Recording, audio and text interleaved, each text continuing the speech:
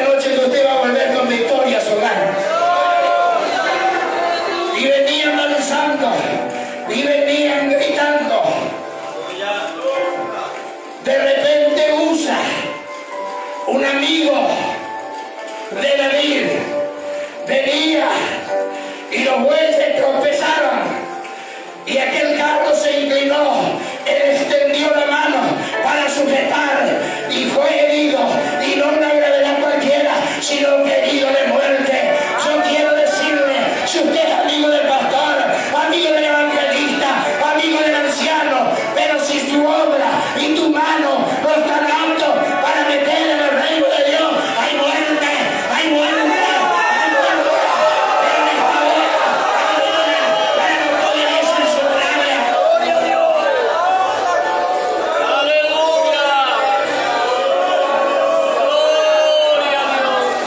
Viva el Santo de Israel, que un día jugará los vivos y a los muertos. Y tengan esto delante de Dios, que hable mi palabra, no de tuya, palabra de Dios, la que limpia, la que purifica, la que santifica, la que renueva y la nueva fuerza.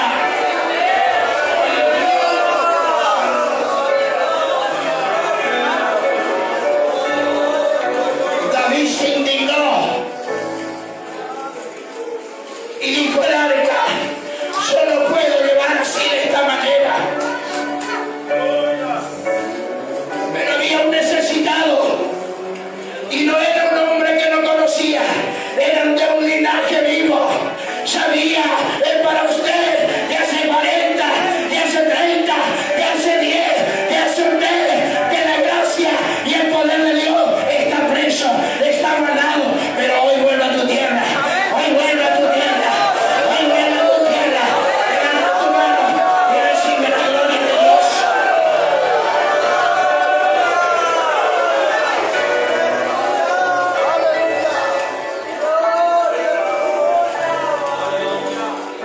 El arca, hermano, que vaya a la casa de Obed. ¿Y sabe lo que era la casa de Obed? Todos sabían que era una casa arruinada.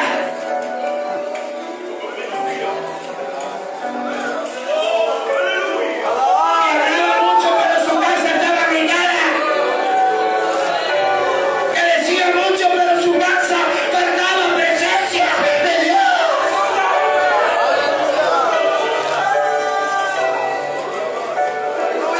Hay poder en Jesús.